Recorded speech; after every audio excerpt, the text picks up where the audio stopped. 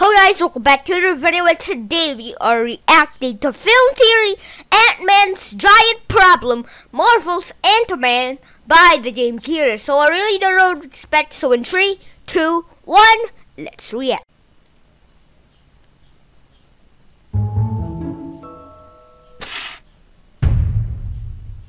Big ego? I'll show you a big ego. Okay. I kind of walked right into that one, didn't I? And a taco truck.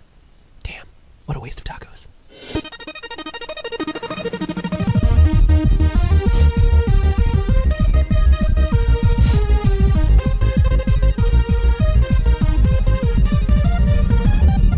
And I just need to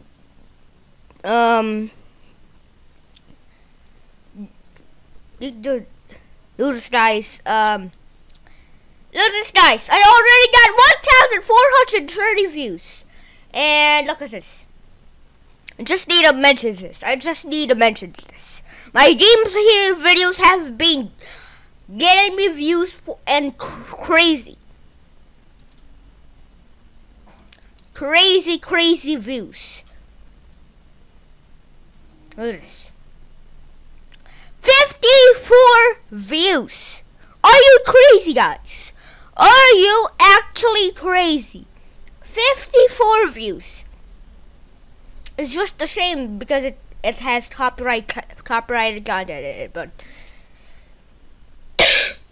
that's another story. Okay, guys, crazy. 54 views on the game theory video. Are you guys crazy? And now I'm watching a film theory video, and I already know that I'm gonna get a ton of views because it's every video that I react to that has Matt Pat's voice in it. It has so many views. I don't know why.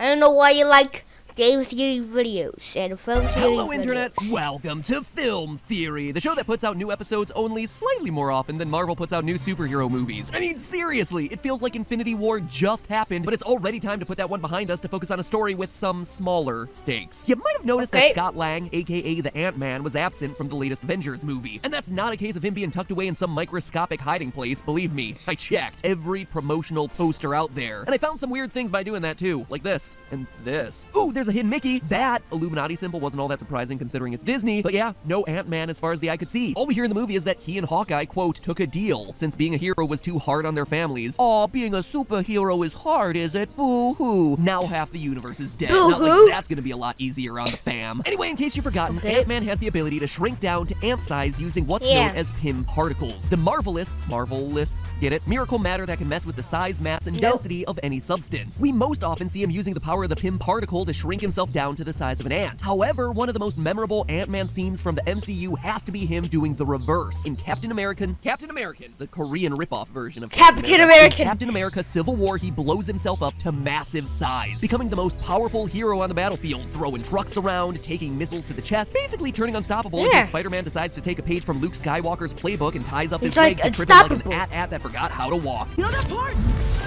Where they're on the snow planet? With the walking thingy! I'm calling BS here, by the way. It is the most unbelievable part of the movie. Perhaps the most unbelievable part of the MCU. Peter Parker clearly would know what all of those things are named. Anyway, it makes you wonder, why doesn't Ant-Man use this power more often? Do it all the time. Really? Because this is the first time we've ever seen you do it in the movie. What?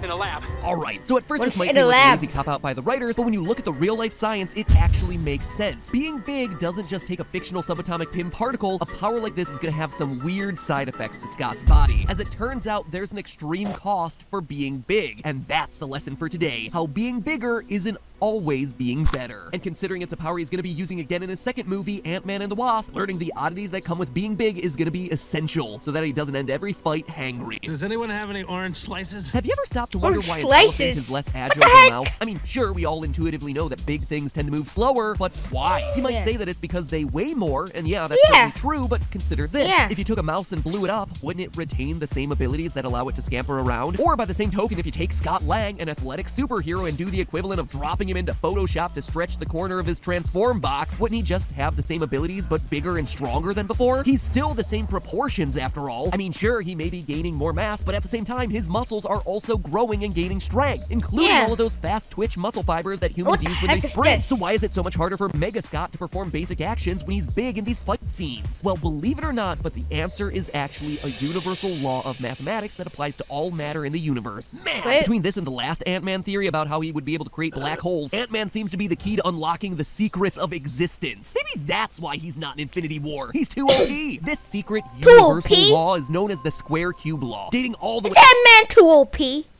don't know. Let's see.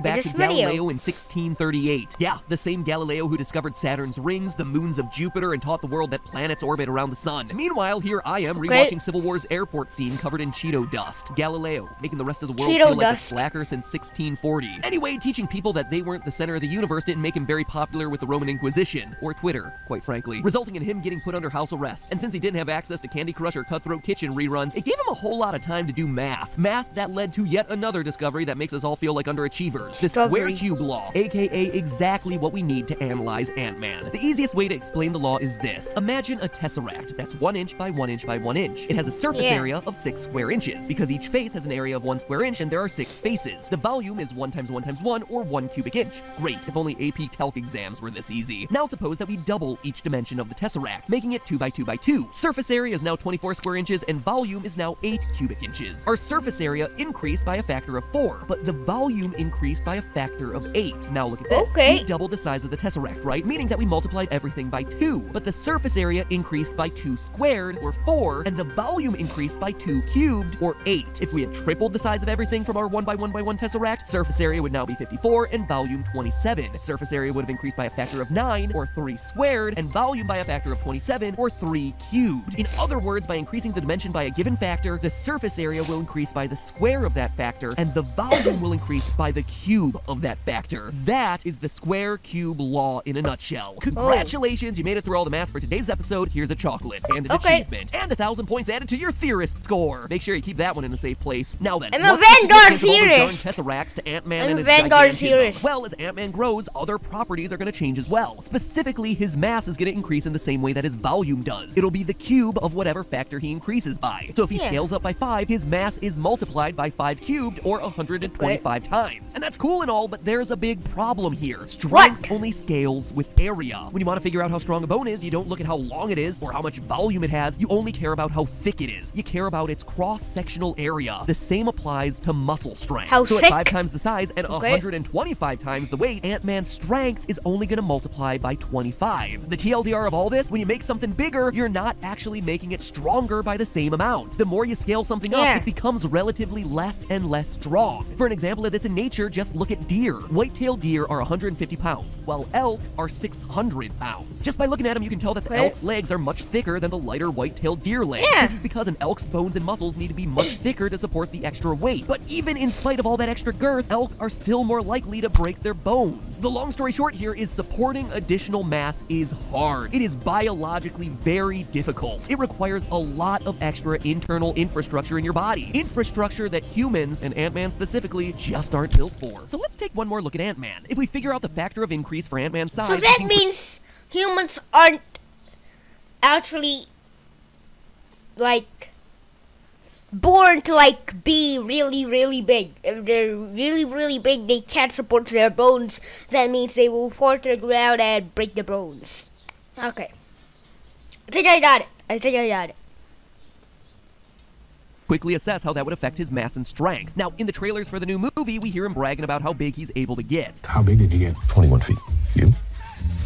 65 feet. 65. The actor who plays Ant-Man, Paul Rudd, is reportedly 5 foot 10 inches, meaning that Ant-Man has to be able to scale up to a maximum of 11 times his normal body size. Now, remember the square cube law. His mass and volume will increase by a cube of that factor of increase, so his resulting mass is going to increase by a factor of 11 times 11 times 11, or 1,331. Websites say that Rudd weighs in at about 171 pounds or 78 kilos. 171 pounds. He's actually going to be weighing in at a modest 227,601 pounds, or 100. That's a lot of pounds. 818 kilograms. That's the same That's as a lot of 15 pounds. elephants. 15 or about one elephants? space shuttle. However, the cross-sectional One area of space his shuttle. muscles and bones Okay. will only increase by the square of 11, or 121. Getting over 100 times stronger might seem like a lot, but it means almost nothing when you consider that he's over 1,000 times heavier than he was. Which explains why Ant-Man, who's normally an agile superhero capable of all kinds of acrobatic feats, is reduced to Okay. a slow-moving behemoth in Civil War. Honestly, considering how much additional weight his legs are carrying, it's a wonder that he's even able to be standing at all. Which begs the question, or for all of you on Reddit who are bothered by that idiomatic usage of the phrase, raises the question, could Raises the he question. actually stand? Well, it took a bit of digging, but I found out. Bones are much better at handling compressive forces than shear forces. This is because bones are made up of columns of collagen and calcium phosphate, like bundles of twigs. And because they run vertically through the bone, they give the bone strength through its length. To show you just how big of a difference all Okay. this makes, it takes about 4,000 newtons of force to fracture your femur when you hit it this way, a shear direction, but 50,000 newtons of force when you apply the force this way, a compressive force. Over 10 times more force Okay. required. That's according to the E-Study Guide for Physics, by the way. It was a hard number to find. Anyway, at normal human size, it would mean that Scott Lang would need to weigh over 11,240 pounds to break his legs. No big worries there, or for the rest Yeah. of humanity, no matter how many cheeseburgers we Yeah. eat. But then, Yeah. like Mario Jumpman on Okay. his brooms, we gigantify it. His leg strength scales by 121, meaning that he can now support around 1,360,040 pounds on his Okay. legs. And considering he weighs in at just under 230 pounds when he's in large scale, he is well in the clear. Someone Yeah, get that he's man an well orange in the slice. clear. He deserves it. But what's coolest An about all of orange this is slice. that, well, yes, it explains Why did Ant-Man say, get me an orange slice? Does he really like oranges? I don't know. why he has to be slow and careful in his mega form. It also explains how he's so incredibly powerful in his micro form. Because you see, all of this also works in reverse. If increasing your Reverse? size increases the ratio of mass to strength, then decreasing your muscle mass should have the opposite effect. More strength relative to your size. According to the Marvel Okay. website, Ant-Man can shrink himself down to half an inch. That's him scaling himself down 142 What the heck is this? times. What Which the means heck that is his bone this? and I muscle don't need cross-section this. will be shrunk down by 142 squared, but his volume and mass will be shrunk down by 142 Okay. cubed. That means that when Ant-Man is half an inch tall, his strength ratio increases by a factor of 142. That's the equivalent of a 6-foot man feeling like they only weigh 1.4 pounds. Imagine what kind of Oh, athletic feats okay. your body would be capable of if you gained that factor of strength. You could lift things that were way bigger than you. In fact, that's exactly what we observe in the animal kingdom. Ants are capable of lifting objects that are hundreds of times their own weight, while Yeah. elephants are only capable of lifting objects that are around I've heard that.